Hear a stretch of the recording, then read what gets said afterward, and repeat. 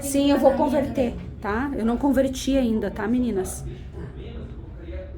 Beleza. Só fica, amor, você fica de olho aqui, beleza? Tá tudo certo. Tá favorecendo porque a televisão engorda. O posto tá magérrimo. Ai, meu Vamos lá. Deus do céu. Gente, Passar ó, aqui. então tem as cruzadas. A primeira cruzada vai ser um conjunto de expedições que vão ter esse mesmo caráter. Qual o objetivo dessa primeira cruzada? Reconquistar as terras sagradas do Oriente Médio. Por que são chamadas de cruzada dos barões? Barões nada mais são do que aqueles senhores feudais. Os reis convocavam os senhores feudais para essas cruzadas, e os senhores feudais que deviam fidelidade ao seu rei, lembram disso, gente? Fidelidade, suzerania e vassalagem. Então o senhor feudal, ele lutava nessas cruzadas, por isso chamados barões.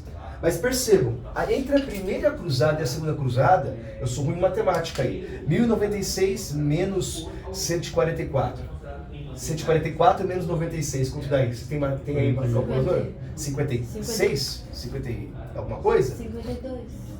Ah, eu sou ruim.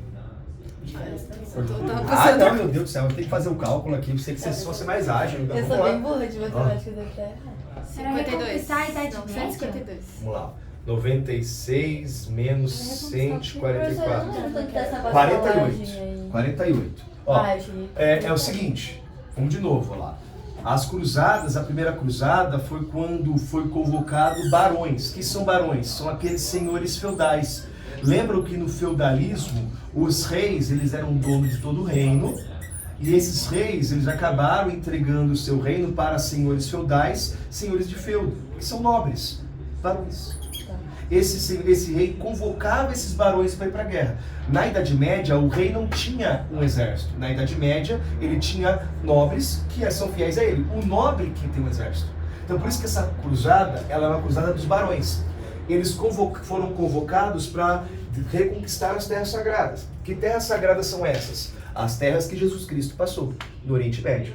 Antioquia, Trípoli, Tiro, Jerusalém, Acre, são territórios que Jesus passou. Então a ideia dessa primeira cruzada é uma cruzada relacionada a um processo religioso, que é reconquistar as terras sagradas. Então por quê? Porque as terras naquele momento, a parte que está em vermelho no mapa, eram territórios dominados pelos muçulmanos. Então essa primeira cruzada é diretamente uma cruzada religiosa, concorda comigo? E não foi reis que foram para a cruzada, foram barões, nobres, senhores feudais. Então percebam, se esses reis foram para lá, as cruzadas, então na verdade, eles só vão continuar com aquela visão do feudalismo. E percebam também que essa cruzada ocorre, antes que me perguntem, meu anjo, não esqueci de você, essa cruzada acontece no século XI. Naquele momento que o feudalismo está crescendo, perceberam? Lembra daquela nessa linha do tempo? Século IX até o século X, 9 até o XI, na verdade, feudalismo em crescimento. A partir do século XIII, crise do feudalismo. Lembra daquela linha do tempo que eu fiz para vocês. Então aqui você percebe que as cruzadas, elas vão ter esse caráter. Mas a sacada para a gente perceber. Quando esses cruzados faziam expedição, por exemplo, essa primeira expedição que mostra aqui, ó, a primeira cruzada aqui em vermelho, eles iam parando de cidade em cidade. Então não pense que é um monte de tropa de um exército que ia para lá. Na verdade, eram como se fossem senhores feudais que iam de cidade em cidade e convocavam outros senhores feudais para essa ideia.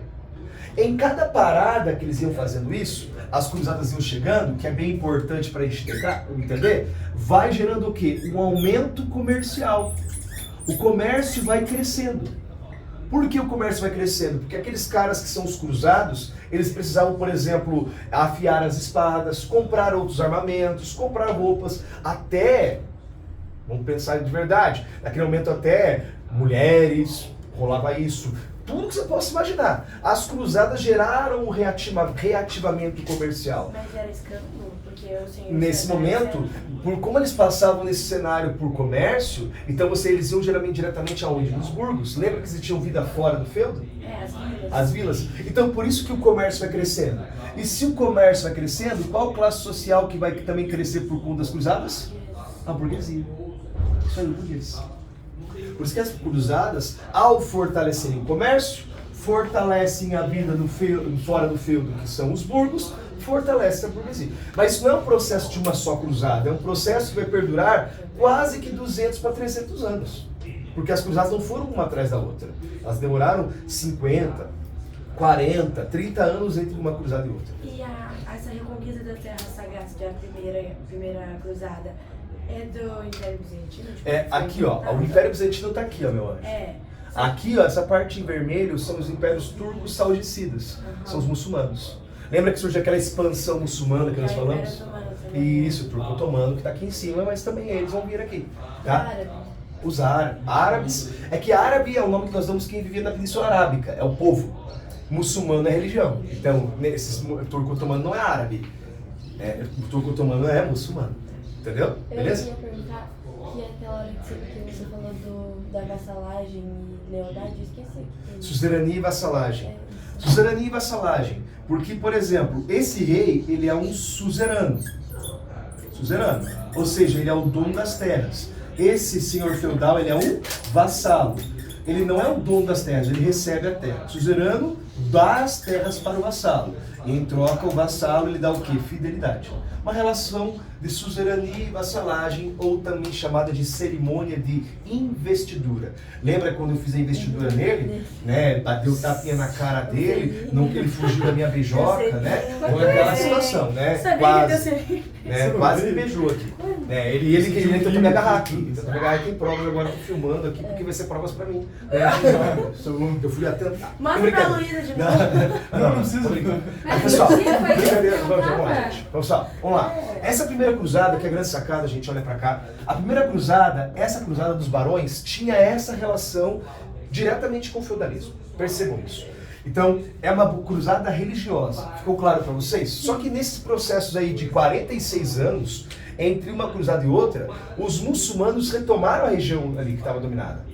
Então essa cruzada, o que você vai perceber? Os muçulmanos, tanto os turcos otomanos, que você falou, que vai ser inclusive responsável pelo fim do Império Bizantino, como também, principalmente, os turcos saudicidas que vieram aqui de baixo, começaram a retomar esse território que era muçulmano. Então essa cruzada vai gerar o recuo dos católicos. E algumas das cidades aqui do Oriente Médio foram dominadas pelos muçulmanos. E algumas se restabeleceram. E a cidade mais importante que se manteve como uma cidade ainda católica é a cidade mais importante para o cristianismo, né, entre elas, que é a Jerusalém, onde Jesus Cristo nasceu. Não, nasceu não, viveu sua vida. Ele nasceu em Belém, né, não do Pará, Belém, né? E aí acabou então vivendo sua vida em Jerusalém. Então essa cidade aqui talvez foi uma das últimas forças católicas. Então na segunda cruzada, ela manteve a mesma ideia das cruzadas. Essa primeira cruzada, chamada de cruzada de recuo, ou resgate, ou estruturação de Jerusalém. É uma cruzada que vai ser feita para tentar restabelecer Jerusalém, que estava constantemente sendo atacada pelos muçulmanos. Tá? Então, percebam, em 46 anos de história foram ocorrendo vários movimentos. Não é uma cruzada, mas a intenção da primeira cruzada era a mesma. Vários senhores feudais da primeira cruzada foram para lá. Vários senhores feudais, depois da segunda cruzada, foram para a região de Jerusalém. Então perceberam que não é uma cruzada, não é uma expedição, são várias expedições. É um movimento que perdurou quase que meio século. Tem que decorar aqui, tipo, a primeira é Barões. Não precisa. As 4 primeiras são as mais importantes, mas a terceira e a quarta você tem que saber, porque elas são fundamentais pra gente. Elas sempre são as que mais caem.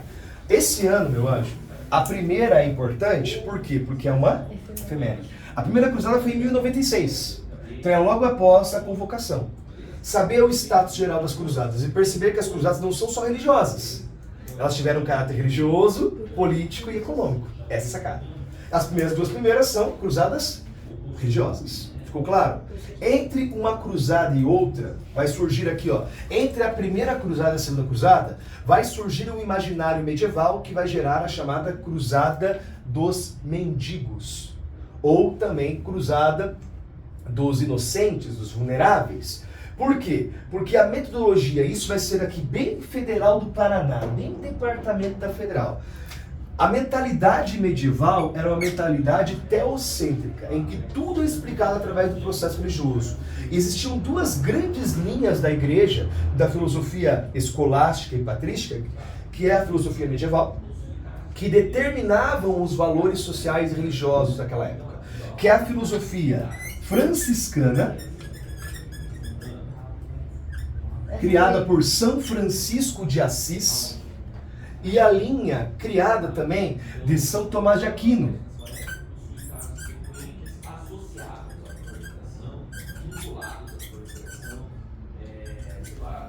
Tá? Essas linhas de pensamento norteavam o imaginário medieval. E o que essas duas linhas falavam principalmente? Condenavam a prática da chamada usura. Aí eu quero que vocês grifem bem isso. E isso aqui pouca gente fala.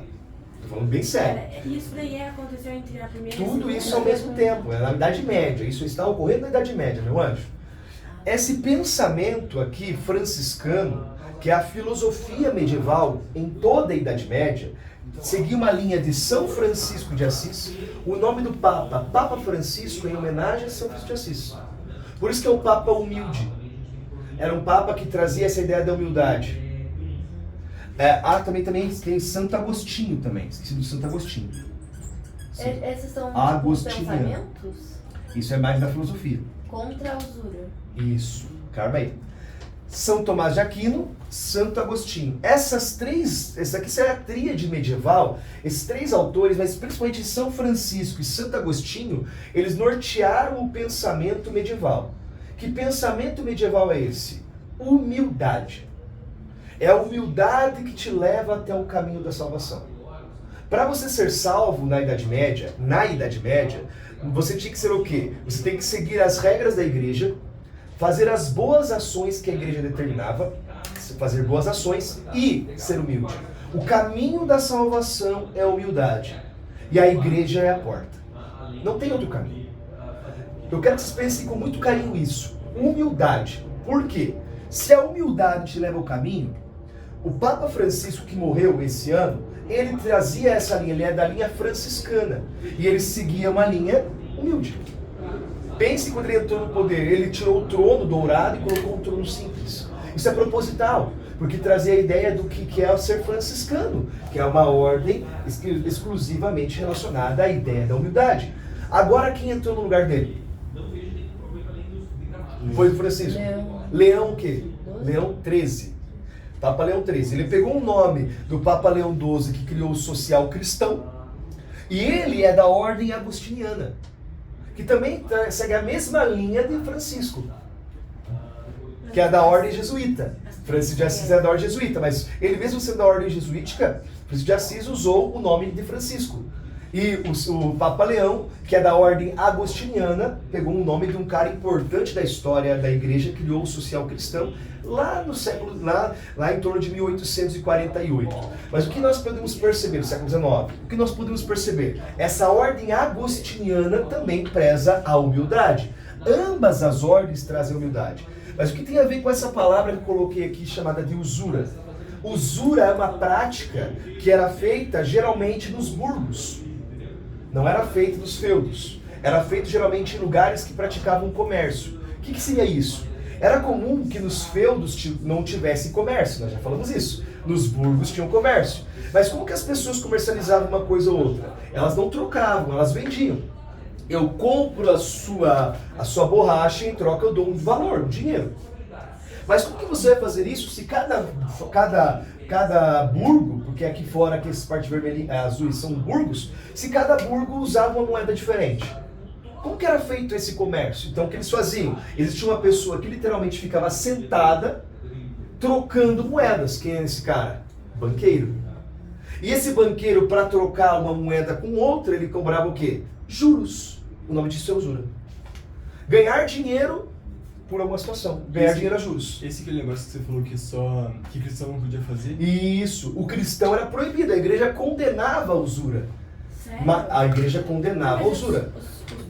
O juro. O burguês fazia isso. E aí que a gente vai entender o cenário. A burguesia, ela fazia algo que era contra a igreja. Isso vai ser bem importante para entender mais tarde a reforma protestante. Porque a burguesia começa depois a questionar a igreja. E cria o calvinismo, por exemplo. É relacionado diretamente a isso. Que valorizava o trabalho. Isso, por isso, mas isso é mais além. Tá? Então nesse cenário você tem que entender o seguinte. Essa burguesia, a priori, é um grupo condenado. Essa prática é condenada pela igreja. Mas não só é a burguesia que praticava a usura. Que outro grupo também praticava a usura? Que é importante para a Federal do Paraná? Judeus. O judeu não é cristão. Por isso que o judeu vai ser o quê? Perseguido pelas inquisições. Ah, então porque o judeu praticava usura. O burguês é condenado, mas ele não é tão perseguido. Mas às vezes é condenado por praticar bruxaria. O judeu é condenado, vai para a Inquisição, vai para a fogueira. Por quê? Porque pratica usura. Aí você vai entendendo então essa prática condenada. É um pecado. Naquele momento, a igreja muda. Mas entendendo o cenário, olha só como que tudo isso está contribuindo para esse... Os senhores feudais não praticavam usura porque eles praticam comércio. Então. Não tem comércio. Então, na Idade Média, existe uma vida fora do feudo? Sim. Isso que a gente está falando, uma vida fora do feudo. Fora do feudo praticava-se usura. Nem todo mundo praticava usura. A sociedade era formada por miseráveis, porque a maioria era miserável. Mas eu achava que todo mundo que era fora do feudo não era tipo... Não, existiam burgos, mas nem todo mundo era judeu. Você que está generalizando. As pessoas que viviam fora do feudo, esse cara que vivia no burgo, ele também, alguns deles praticavam usura, mas a maioria era formada por pessoas pobres. E essa relação da pobreza valorizava a própria identidade de salvação. Ou seja, é uma sociedade medieval, tanto do feudo como no burgo, só de miseráveis. Estão no caminho da salvação. E o imaginário medieval, gerado por isso, estão me acompanhando? Esse imaginário medieval de salvação criado por eles, fazia com que as pessoas daquela época, os mais pobres, os mais humildes, tem alguém mais humilde que um mendigo?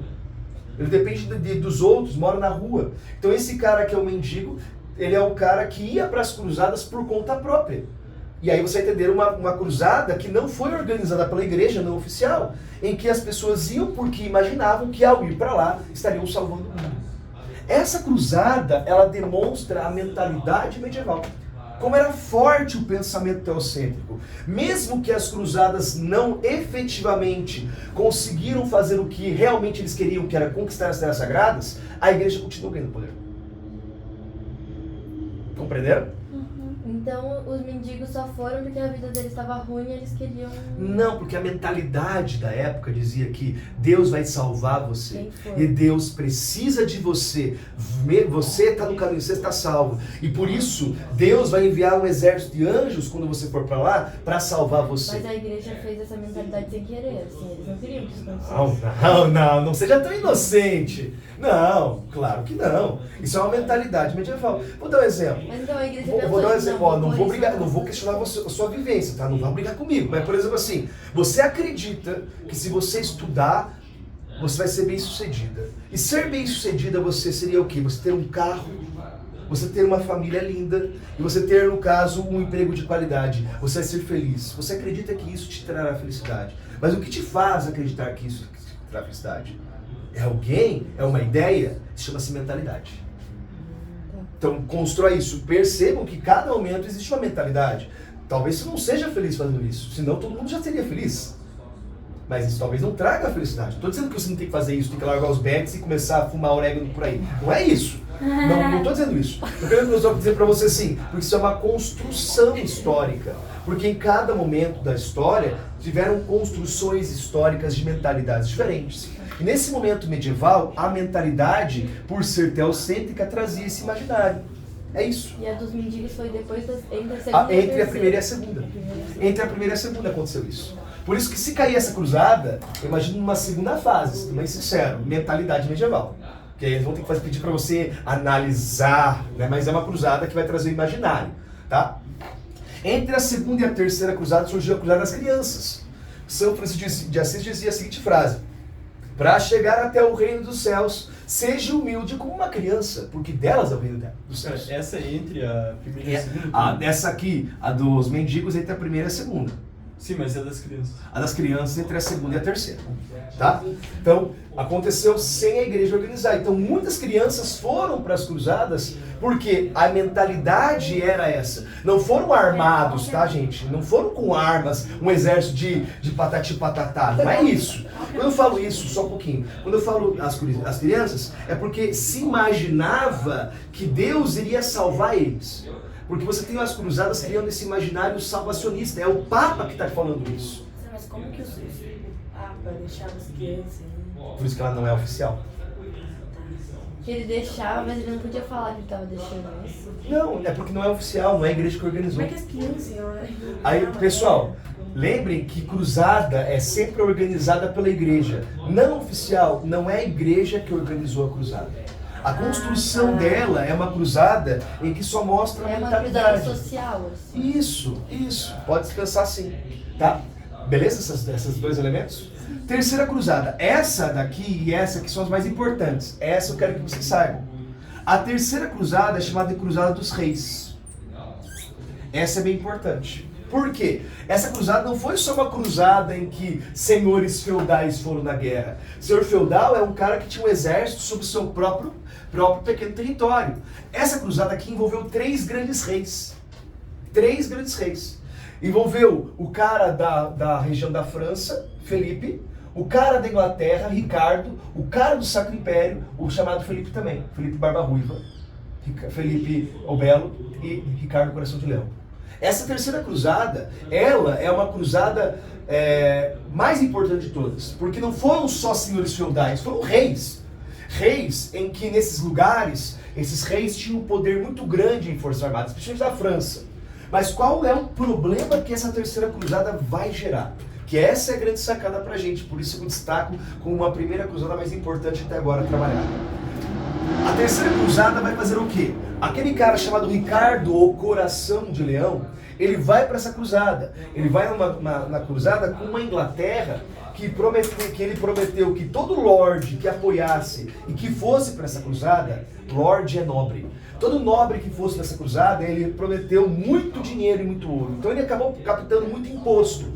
A galera pagou para Ricardo Coração de Leão, que o grande leão, foi para lá, para a cruzada. Mas nessa cruzada, o que aconteceu? Não surgiu uma guerra efetiva pelo território. Porque aqui quem governava o território dos turcos otomanos, turcos saudicidas, perdão, é um cara chamado Salazar, o sultão Salazar, que juntou um gigantesco império para lutar contra esses ataques desses reis católicos. É quase que uma guerra fria, gente.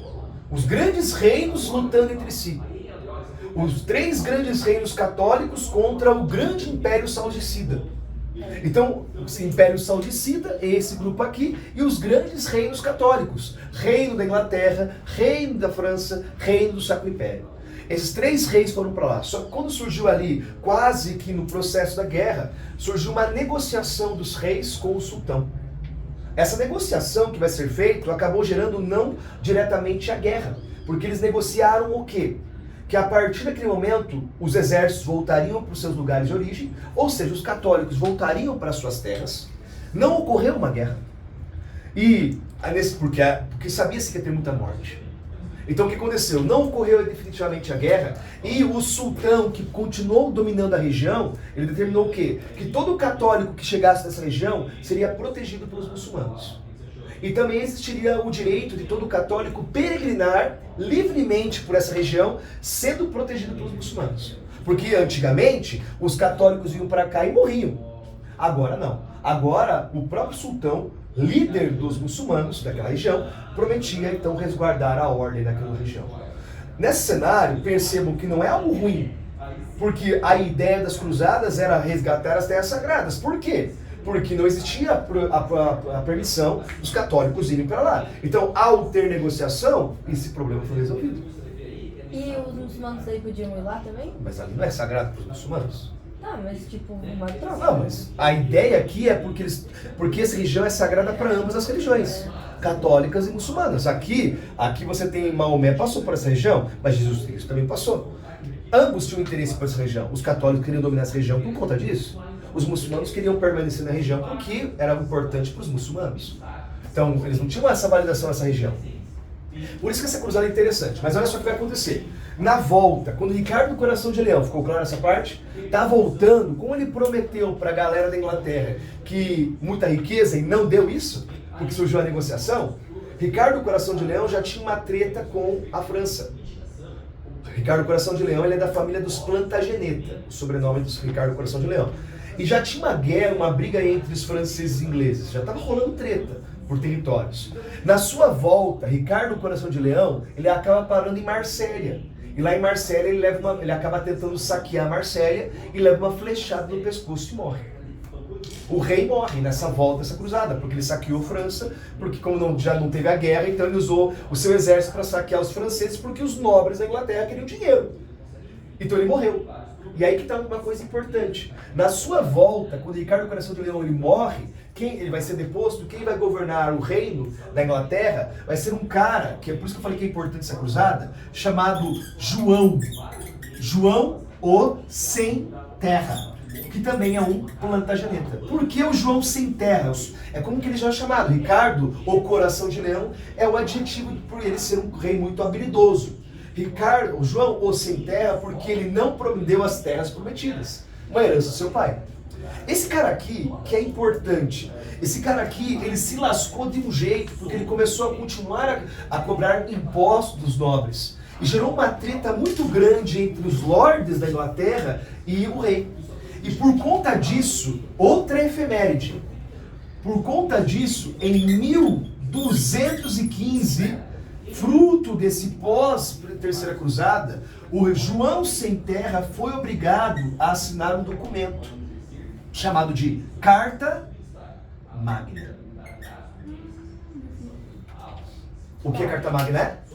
É um documento que limita o poder dos reis. E aí você entendeu o seguinte, a Inglaterra é o primeiro país do mundo a ter uma limitação do poder real. Enquanto no resto da Europa inteira os reis passavam a ter uma administração centralizada, na França com o rei Felipe, Portugal, Revolução dos Avis mais tarde, a Espanha com a Guerra da Reconquista mais tarde, a Inglaterra vai ter o primeiro país que vai ter limitado o poder desse rei. E isso é diretamente ligado a essa Carta Magna. Então na Inglaterra vai surgir a figura mais tarde de um parlamento. Para que serve o parlamento? Para parlar. O que é parlar? Falar, discutir. O parlamento discutia com o rei. Ou seja, enquanto no resto da Europa os reis tinham poder total, absolutismo, na Inglaterra tinha uma monarquia parlamentar, limitada pelo parlamento, formado por nobres a priori. Entenderam agora? Essa terceira cruzada é importante ou não é? É muito importante, porque ela vai gerar uma mudança. Ficou claro essa cara? Com ela já veio para parlamento? Hã? Com ela já veio para parlamento? Não, com ela vai gerar a carta, após essa cruzada, enfraquece o poder dos reis, por isso vai gerar, por conta desse enfraquecimento, a Carta Magna. Não é a terceira cruzada que vai gerar isso.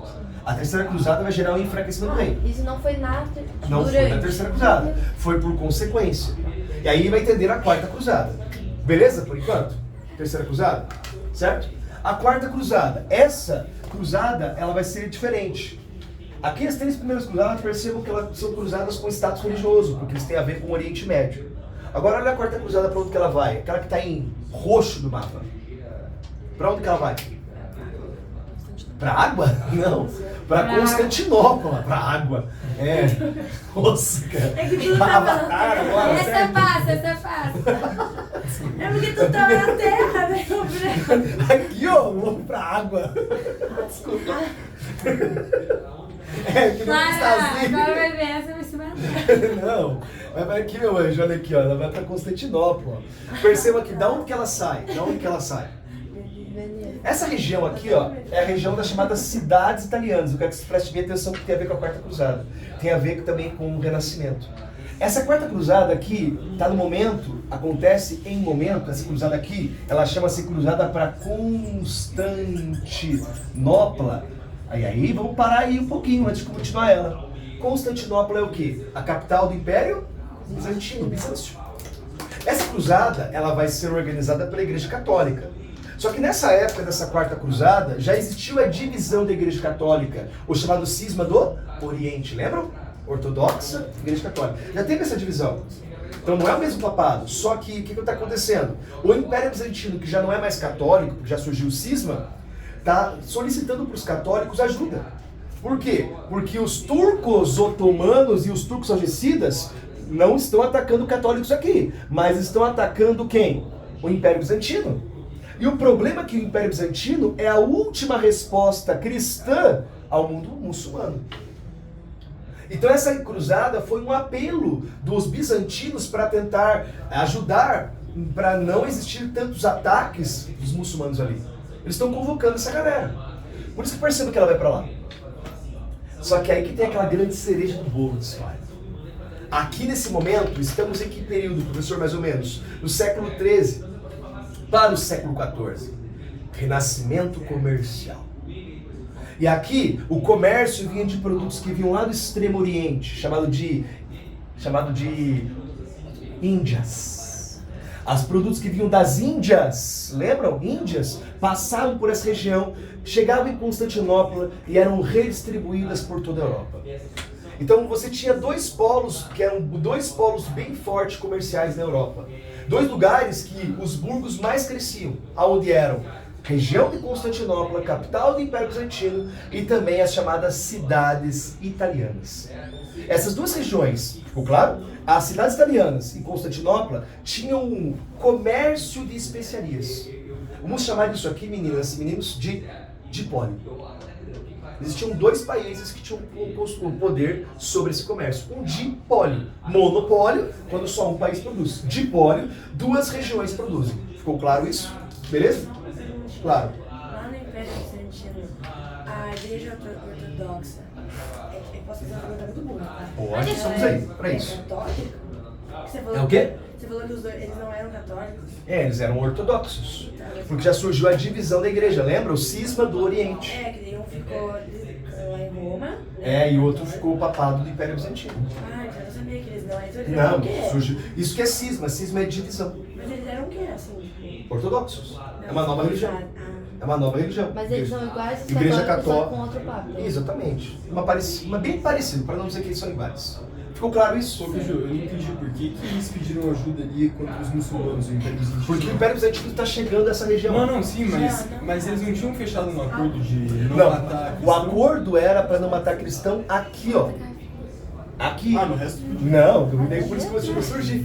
E também, aí que está surgindo. Essa cruzada, ela não é uma cruzada religiosa, é uma cruzada relativamente comercial. Por quê? Porque nessa cruzada, o que vai acontecer? Como essa região da Itália, as italianas tinham uma rivalidade com Constantinopla, vamos colocar aqui essa quarta cruzada. Eles não foram ajudar? Porque... Então, mas não sei se não é oficial. Então, ela é oficial. Essa quarta cruzada, como ela acontece, formada, organizada pela Itália, sai da região da Itália, isso que eu quero que vocês percebam, qual a consequência que ela vai gerar? Ela não é uma cruzada religiosa, ela é comercial, porque está rolando uma rivalidade comercial entre esse grupo das cidades italianas e Constantinopla. Por que eles foram lá ajudar, então? Porque aí eles foram supostamente ajudar, mas saquearam a cidade. Ai... Essa cruzada não foi uma cruzada para salvar Constantinopla. A ideia era essa. Mas quando os cruzados chegaram nas cidades, destruíram tudo. Então essa cruzada é Guerra da Cruz, usando a bandeira religiosa. Então esses cruzados foram lá supostamente para salvar Constantinopla, mas acabaram saqueando Constantinopla. Então o que eu quero que vocês compreendam? Essa cruzada, essa quarta cruzada, enfraquece o Império Bizantino. Não é a responsável em destruir o Império Bizantino, porque isso vai acabar em 1453. Mas enfraquece. O que essa quarta cruzada vai gerar? Que é isso que é o genial da história aqui. Essa quarta cruzada vai fortalecer quem? Quem exatamente? A burguesia italiana. Compreenderam por quê? Então, calma aí. Entenderam por que a burguesia italiana se fortalece? Porque existe uma rivalidade comercial entre esse grupo e esse grupo. Se esse grupo de Constantinopla foi destruído, automaticamente esse grupo da cidade italiana se fortalece. Por isso vamos concluir que surgiu então o fortalecimento da burguesia italiana. Compreenderam? O dipólio era sobre as Esse grupo, especiarias do Oriente. Da Índia. Isso, das Índias. Tá? Posso pegar um pouquinho de álcool ali? por Pode favor? pegar, pode pegar. Obrigada. Pessoal, ficou claro porque essa quarta cruzada fortalece a burguesia? A burguesia italiana. Que passa a ter o que, gente? Ó, a burguesia italiana se fortalece por quê, meus amados? Porque ela vai ter o monopólio comercial do mar Mediterrâneo. Ou seja, essa burguesia italiana passa a ter o controle sobre o comércio do mar Mediterrâneo. Agora eu vou falar uma coisa que eu tenho certeza que vocês vão responder. Se a partir daqui, da Quarta Cruzada, a Itália tem um monopólio comercial do mar Mediterrâneo, qualquer produto de especiarias deveria passar pela Itália. Entenderam essa lógica? Isso fortalece ou enfraquece a Itália? Fortalece. Fortalece. Mas vai surgir um momento que uma região vai querer romper o monopólio e vai tentar burlar esse processo, tentando comercializar as especiarias fora da região. Portugal. O que Portugal faz? Ele vai dar a volta. As chamadas grandes. Navegação. Perfeito. Professor, posso fazer uma pergunta pra Para que a gente já tá aí. É? Já estamos aí. Fala. É bem burra, provavelmente. Não, tudo mas... bem, estamos aqui pra isso. Já tive... Porque não tem um negócio que é quando forma, tipo, a Itália? A gente vai chegar. Quando eu falo cidades italianas, por isso que eu estou dizendo. Cidades. Italianas, Ah, não tá. eram vários reinos italianos. Ah, tá. Porque a Itália só se forma lá em Que nem era o nome, 1800. não era Itália, Isso, né? 1861. Nós falamos isso na aula passada. Lembra do Pepino Breve, né? Beleza? Ah, Certo? Já falamos. grande, Pessoal, vamos lá.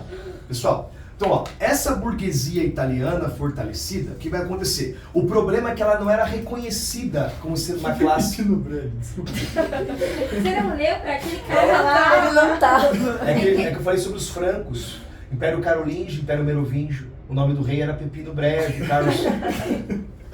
O Jesus lá, que a Clara ficou O brava. pessoal ficou. É que eu falei, expliquei sobre É o Jesus, Carlos Magno. Carlos Magno, a imagem de Jesus Cristo, tem a imagem de Carlos. O pessoal ficou meio aqui, parou de ir na igreja. Eu expliquei pra eles. Enfim, eu tenho formação de desconverter a galera, quase que É que básica. assim, pepino. Por Mas que enfim. será que era pepino, né? Grande que não era. Nossa, A pessoa, ele não era grande, não era? Ele era baixinho, por isso que era Ele era Pepino Breve. baixinho. Olha só, vamos lá, gente.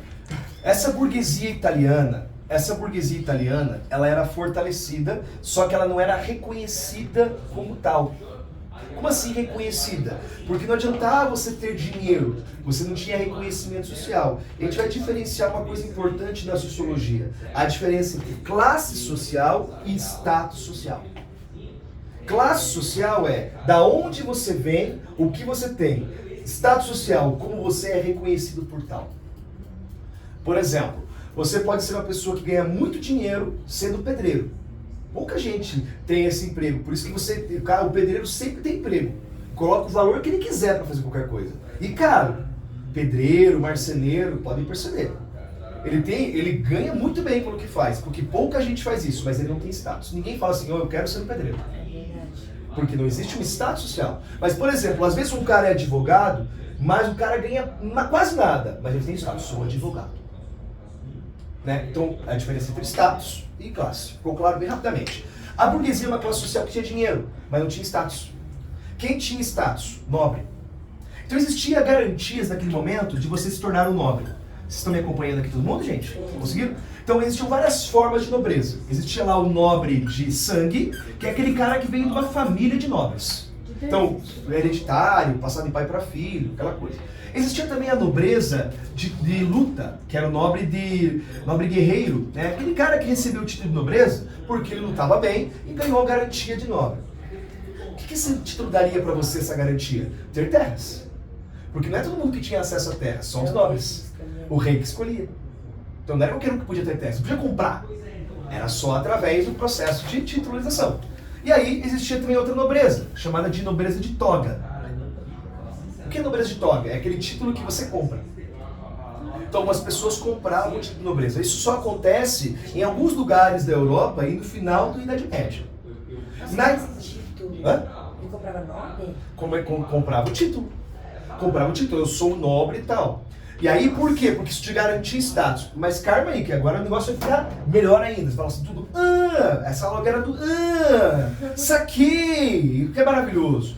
Porque, ó, essa burguesia italiana, rica pra caramba, passa a querer o quê? Comprar títulos. O que essa burguesia italiana fazia? Esses grupos eram chamados de mecenas. Mecenato. Esses caras aqui compravam um título de nobreza e para ser reconhecidos pela sociedade italiana, acabavam financiando quem? Financiando os Tartaruga Ninja. Quem são os Tartaruga Ninja? Os renascentistas. Renascimento. eu lembro disso. Ou seja, Leonardo, Você não Rafael... assistiu? Não, sim, mas como que ela sabe? O quê? Você já viu Nossa. Tartaruga Ninja? Sim. Será que a gente já viu Tartarugas Ninja? Gente, Eu já vi, mas eu não lembro. pessoal, bora, senão a gente vai De que perder nome? tempo aqui. Vamos lá. Não discute Tartaruga Ninja. Vamos lá. Ó, esses caras aqui, Não, Isso ainda na a Itália? discussão foi sobre o negócio. Vamos lá, gente, senão a gente Ainda isso é na fazer eu Itália? me perder aqui. Ó, Ainda na Quarta Cruzada? na Quarta Cruzada. Não, olha, meu anjo, é a consequência. Pense, a Terceira Cruzada gerou a consequência, a questão do rei da Inglaterra. De desfavorecer. Isso. A Quarta Cruzada, como consequência, gerou o quê? O Renascimento. É isso que eu quero que vocês entendam. A Quarta Cruzada é diretamente ligada ao Renascimento. Por isso que o Renascimento começou onde? Na Itália. Por isso que surgiu na Itália, porque é uma classe social que se fortaleceu, fruto do comércio no mar Mediterrâneo, fortalecida, passava a financiar artistas. Os renascentistas, Leonardo, Rafael, Michelangelo, Donatello, Francisco de Botticelli e assim por diante. Os renascentistas. Por isso que o Renascimento surgiu na Itália. Mas por que a burguesia fazia isso? Para ser reconhecida como Não. isso. Sim, mas ela, tipo, apoiou os renascentistas. Porque assim ela tinha a ideia, a garantia de status, porque os renascentistas geralmente pintavam afrescos para a igreja. E a igreja, para reconhecer essa classe nova, começa a aceitá-los no mecenato. Porque eles tinham dinheiro, mas não eram reconhecidos. E aqueles caras, aquela família, não, agora aquela família doou dinheiro para Michelangelo, que completou os afrescos da Capela Sistina. Essa família é muito importante. Reconhece. Quarta Cruzada. E ela Massa, toga? né? Toga? Hã? Nobreza de toga. Ficou clara a ideia? Mas seria como uma compra de Compra de títulos. Compra de títulos. É igual, tipo, comprar um... Ah, Pra Tipo um título. clube. não. É tipo um clube, eu ia falar. Sim. Eu vou dar um exemplo. Você vai, pra você entrar no clube, você tem que comprar uma joia. Não basta você só pagar. Por exemplo, você vai entrar no clube Sociedade Curitibano. Não adianta você querer entrar lá. Você pode ganhar na Mega Sena, às vezes você não entra. Sim, que Porque tem você tem que ter status. status, porque é Clube Curitibano em Curitiba. Eles criam um processo para só entrar quem eles querem. Então, geralmente é o cara indicado. Sim. Né? E você paga uma joia para entrar, justamente para mostrar que você vem de uma família tal. Ou seja, que não é tão democrático. Não estou falando mal do curitibano. Estou só explicando para vocês entenderem a ideia que a mesma coisa surgiu aqui no cenário. Você cria então um status de reconhecimento. E esse reconhecimento foi que gerou a garantia do Renascimento. Por isso que o Renascimento começou de 1300 e lá vai bolinha. 1300 e lá vai bolinha é a Idade Média. E esse período que começou o Renascimento, 1300 e lá vai bolinha, vai se chamar de período Trecento. O Renascimento vai também perdurar durante o ano de 1400 e lá vai bolinha. Período 400. E vai até o período de 1500 lá vai bolinha. Período 500. As fases do Renascimento. Então, o Renascimento, se você for parar a pensar, ele surgiu... Pessoal, o Renascimento surgiu na Idade Média. Ele surgiu na Idade Média e foi até a Idade Moderna. Tem que saber esses 300. Depende do vestibular que você faz. Federal. Se você for fazer prova da UEL, por exemplo, sim. Ué? Prova da Federal, não. Tá, Depende do e o vestibular que que você faz. aconteceu no 300? Nasceu... É só para você entender o seguinte, que o Renascimento surgiu no século XIII. No século XIV, perdão. Aqui é século XIV. 1300 lá vai bolinha, período Trecento. Século XV, 1400 lá vai bolinha. Século XVI. Então o Renascimento começou do século XV, do século XIV até o século XVI. Ficou claro agora? Ah, ficou pouco tempo. Pouco tempo, 300 anos. 300 anos. Minha Rapaz, família renovou as 15 vezes. 300 anos é quase a idade do Brasil. É que quanto, como é que é? A gente Mentira. tá vendo, Aham. É, não, porque... Caralho. Não, o Brasil tem 500 É. e poucos anos. É, quase a idade do Brasil. Metade quase a história do Brasil. É, esse é pouco? 300 anos é o Brasil colônia inteiro. É coisa pra caramba. Ah, mas tem uns outros ali que era 1000 anos. Mas isso é idade antiga, então, né? exato. Ó, vamos lá. Ficou claro isso? E agora a gente conseguiu fazer a transição. Então, por isso que eu disse, 3 fatores levaram ao fim da Idade Média. Peste negra, guerras cruzadas, no caso aqui, esse é o tripé da crise. Pensar em Idade Moderna, que a gente vai começar a falar agora, é pensar essa transição. Isso que é o difícil, tá? É perceber, por exemplo, que não existe uma data que começa a Idade Moderna. Por mais que, teoricamente, a Idade Moderna começa lá em 1453, ou seja, 1453, fim do Império Romano do Oriente, perceba que o Renascimento começou antes. O Renascimento começa antes do fim do Império Romano do Oriente. Então isso que é o difícil para você pensar.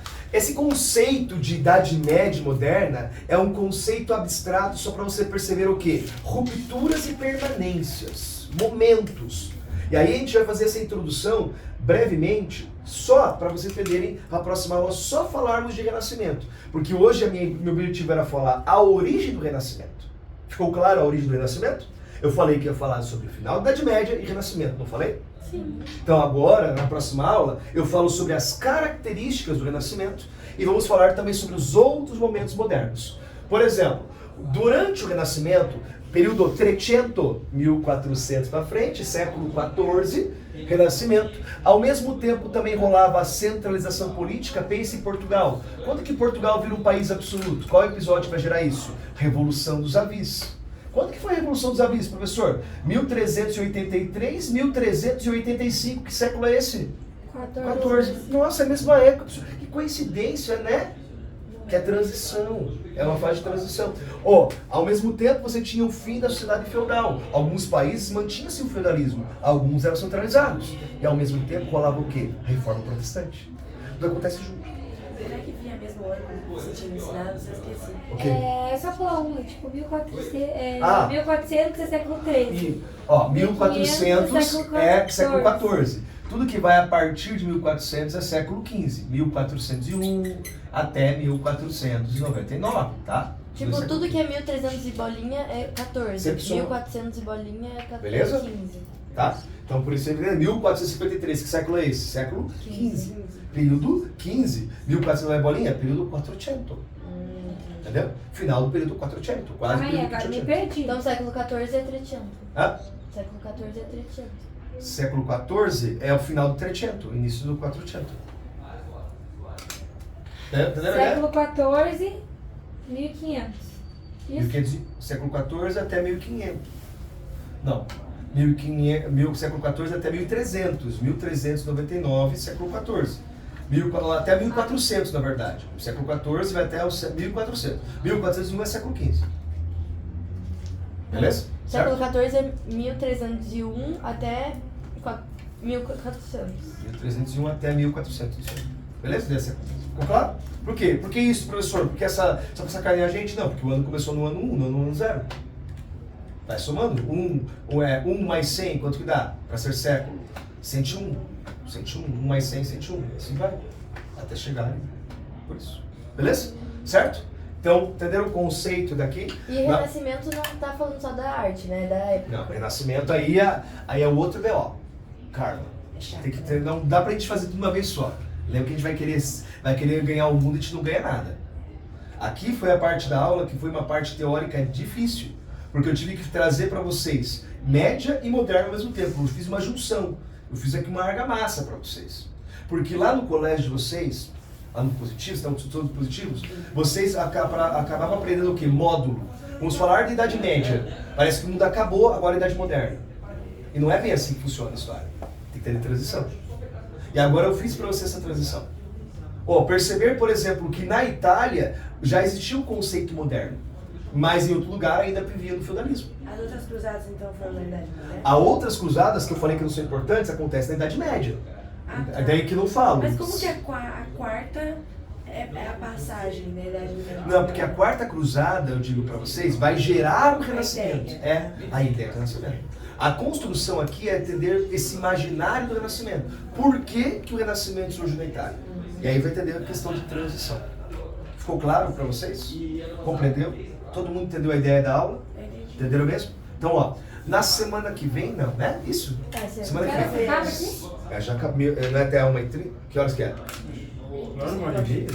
Que horas que é? Começou? Tá, então tem tempo. Então vamos falar então, beleza? Eu me confundi. Gente, eu tô louco, eu tô desde manhã, tô dando aula. Vou ver aqui. Até as 4, não, tá bom, a gente fica. Até as 4 tô de boa hoje. Hoje eu tô de boa. Não, tem que ver se... Não tem mais uma aula? Eu não lembro. Só me ajudem. Cadê, gente? Mandando um blocão. É até as 4. Então fechou. Então vai dar pra gente falar um pouquinho mais. Desculpa, tá? Eu tava me confundindo aqui. Esse, olha só. Eu brinquei. Nossa senhora. Merece o chocolate, só porque você foi mal criado. Tô brincando. Olha só, gente, Então, o Renascimento, que é a nossa primeira parte para falar de Idade Moderna, que a gente vai falar sobre tudo aquilo lá. A gente vai falar sobre absolutismo, vamos falar sobre Renascimento, vamos falar sobre Reforma Protestante, que tudo está enquadrado na Idade Moderna. Mas eu não vou falar tudo de uma vez só, senão todo mundo se perde. A ideia agora é falar só sobre o eixo do Renascimento. O Renascimento começou aonde? Que lugar? Itália. Devido à Quarta Cruzada. Ficou claro isso para vocês? Então, ó, Renascimento, a origem, Itália, Quarta Cruzada. O que o Renascimento é, professor? O Renascimento é uma, até a palavra diz isso, é uma renovação cultural, em que vai trazer valores que foram perdidos, por isso que é renascer. Mas o que nasceu de volta? O pensamento greco-romano. Porque lá na Idade Média, o pensamento era o quê? Religioso. Agora o pensamento é greco-romano. Renascimento. Ficou claro para vocês? Por isso vem a palavra renascimento. Vão trazer valores greco-romanos. Que valores são esses? Vamos acalmar, por partes. É por partes. Eu vou dar uma dica para vocês, vocês vão lembrar bem legal, tá bom? Outra coisa importante, a Itália passa a ser esse centro comercial. A Itália passa a ser o universo comercial, porque tudo passava pela região da Itália, o comércio é chamado das especiarias. É o polo comercial. O que você está falando agora? Renascimento. Do Renascimento. E isso já entrou na Idade Moderna? Isso já entra na Idade Moderna, tá? Então agora vamos entender a formação e a estrutura do Renascimento, tá? Esqueça a Idade Média. Querem que eu apague o quadro para vocês apagarem na vida de vocês isso? Eu prefiro. Tá bom. Eu também. Tá bom, então tudo bem, sem problema. Sei que vocês já estavam no gás aqui, ó. Eu continuo aqui. Eu falo o dia inteiro de história, não tem problema nenhum não, tá? Posso apagar? Tá? Vamos lá. Então começamos aqui o Renascimento. Deixa eu só trabalhar aqui essa parte aqui. Então a Itália era o Bam Bam Bam? É relacionada a comércio, sim, meu anjo. Não, então calma aí. Itália é Bam Bam Bam do comércio? Como é que falaria Bam Bam Bam? Centro comercial. Centro comercial. Isso. Tá lá no slide lá. Ah, Centro comercial. obrigada. Tá bom? Então, ó. Ô, professor, só rapidinho, Pode uma falar. coisa que eu não entendi. Se tava acabando o feudalismo e tal, e voltando no greco-romano, só que eles, tipo, os renascentistas, Isso? eles pintavam a igreja, então volta à igreja. Mais ou menos. Vai ter mudanças. Porque a Itália daí fortaleceu a burguesia, mas aí agora veio o renascimento e Vamos vai organizar essa fortalecer a ideia? igreja. Você está falando certo, mas está mal organizado. A gente vai chegar até lá. Não está errado. Mas é assim, é porque você vai trazer valores da igreja, mas não iguais ao que tinha antes. Por isso que é uma renovação. Ali é a palavra que foi importa. É uma renovação cultural. Qual que era o pensamento medieval daquela época? Teocentrismo. O que é renovar? Você fala de Deus, mas você fala de outro jeito. Antropocentrismo. Tá vendo? Já vamos chegar. Calma. Renascimento, a origem ficou claro para vocês? Agora vamos pensar assim aqui, ó. As características do Renascimento. Que o Renascimento tem, cara, esse movimento artístico, cultural, filosófico, científico, teve características. E aí eu quero que você lembre dessa palavra. A palavra? Lembra? Lembra, abelha? Lembra Renascimento com muito? Carinho. Ah, que bom, hein? Esqueci a abelha. Eu tava pensando em outra coisa. Oh, eu ia ficar bravo com você, abelha. É que ela foi minha aluna do Fleming, tá? Por isso que eu tô falando. Lembrar com muito carinho. A palavra carinho vai te ajudar no Renascimento. O Renascimento surgiu na Itália, né? Surgiu na Itália. Olha só como que era a Itália aqui, minha querida, ó. Vários reinos italianos que você perguntou. Olha aqui, meu anjo. Você perguntou sobre o Renascimento. Eram vários reinos, ó, na Itália. Não existia nenhum lugar. Eu estou falando o termo Itália para trazer a questão de localidade. Depois vem a unificação da É isso, Itália. vem depois. Isso aí. São os fios. Ali é reinos. E em cada reino tinha vários feudos, tá?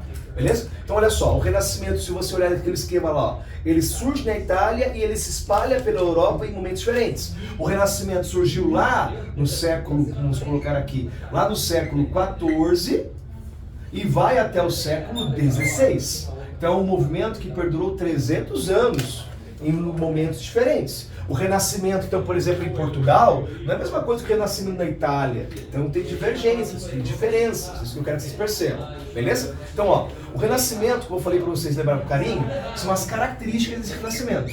A letra C da palavra carinho vem da palavra classicismo. Professor, o que é classicismo? Valores clássicos. O que são valores clássicos? Cultura greco-romana.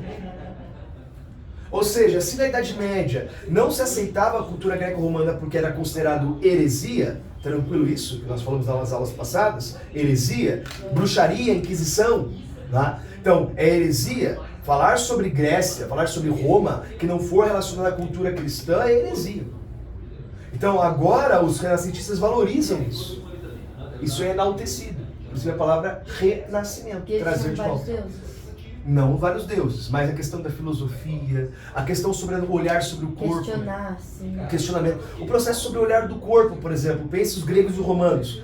Os gregos e romanos valorizavam o corpo. E isso não era aceito pela Idade Média. Não se falava isso. Nunca você vai estudar o corpo humano. Qual é a concepção de corpo humano na Idade Média? Cabeça, tronco, joelho e pé. Nós somos feitos à imagem e semelhança de Deus. Porque você vai estudar o corpo humano. Daí no Renascimento eles vão trazer aqueles estudos do corpo humano. Os gregos e os romanos, eles faziam já pinturas trazendo características fisiológicas do corpo. Veja as pinturas gregas, veja a arquitetura grega e romana. É impecável, os caras tinham conhecimento do corpo humano. Aí isso vai ter uma ação importante. Mas o que é legal a gente sacar isso? Olha como a importância dos árabes para tudo isso. Porque durante a Idade Média, muitas das coisas que eram gregos e romanas foram queimadas. Porque os medievais queimavam tudo, heresia. Sabe quem que foram os responsáveis em manter essa cultura greco-romana para a Europa? Árabes. Os árabes foram fundamentais, porque os árabes nunca condenaram isso. Quando surgiu o Renascimento, muitos estudos greco-romanos foram feitos através de traduções árabes. E também estudos de traduções também de bizantinos, porque os bizantinos não queimavam as coisas. Olha como é importante os árabes para a história ocidental, para a Europa, inclusive. Se nós somos hoje o que somos, tem a ver também com os árabes. E tem a ver com os muçulmanos. E fiquem atentos a isso. Lembrem das guerras que estão rolando aí, entender como que os árabes não é ruim, não é bom. Entendam esse cenário. Isso os vestibulares vão querer que vocês entendam. A importância que também eles têm. Todo mundo é importante. Então, entenderam o que é classicismo, meus queridos, minhas queridas, meus queridos? Tá? Segunda característica. A letra A vem da palavra antropocentrismo. O que seria antropocentrismo? Então, em vez do teocentrismo medieval, que tudo é explicado através de Deus, o que é chuva? É Deus chorando. O que é a plantação? É quando Deus permite aquilo. Não existe uma visão lógica das coisas. Racional. Era tudo uma visão religiosa. A visão de Deus, né? aquele ser enfim, divino, nada que fosse relacionado ao humano. Quando eu uso a palavra antropocentrismo, a palavra antropo vem de homem, significa o quê? Que você valoriza a noção, a razão humana. Inclusive na própria religião. Antropocentrismo não é negar Deus, é só trazer a figura do homem falando sobre a religião. Não entendi. Por exemplo, os santos são figuras divinas ou são figuras humanas? Humanos. São humanos. Os santos são pessoas humanas que passaram na terra, fizeram coisas boas e as pessoas seguem ele. Não são figuras divinas. Divino é Deus. Então aí surge o culto aos santos. Por exemplo, a Maria, mãe de Jesus, é uma figura divina ou humana? Humana. É um ser humano. Só que o que vai acontecer? A partir de agora, a partir do Renascimento, começa a se cultuar Maria. Não se cultuava Maria antes. Isso, por exemplo, você gera uma mudança no eixo religioso. Entendeu? O Renascimento não vai negar a Deus. Você vai trazer uma nova forma de olhar a figura religiosa. Mas no protestantismo daí também não tem. Calma, você está avançando. O protestantismo só vai surgir porque com esse renascimento vai gerar mudanças, racionalidade, e aí surgiu o protestantismo, e daí vai surgir essa transição. Por isso que eu falei de transição, acontece ao mesmo tempo. Ficou claro? Mas que bom que você já está pegando a ideia, já está tendo um pensamento histórico, é isso que eu quero que vocês comecem a entender. Já está organizando a cabecinha, senão você ficava assim só parado. Protestante, mas quando aconteceu? Não sabia se organizar no tempo. Já está entendendo o cenário. E você vai perceber que a história é muito mais orgânica. Não é aquela coisa de querer decorar. Já era decorar, não existe mais isso. Acabou essa ideia de decorar, graças a Deus. Em quanto tempo que eu falei aqui de datas? Eu falei só as efemérides. Só as efemérides. Eu só cito para você porque eu sou professor de história, tenho que falar. Mas aqui a ideia é contexto histórico, momentos. Principalmente para federal. Então, claro que é antropocentrismo. A letra R vem de racionalismo.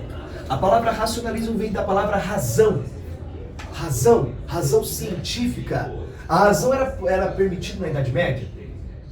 Não. Heresia. Tá louco? Tomar aquele chazinho de boldo é bruxaria. Agora você tem a razão. A racionalidade humana.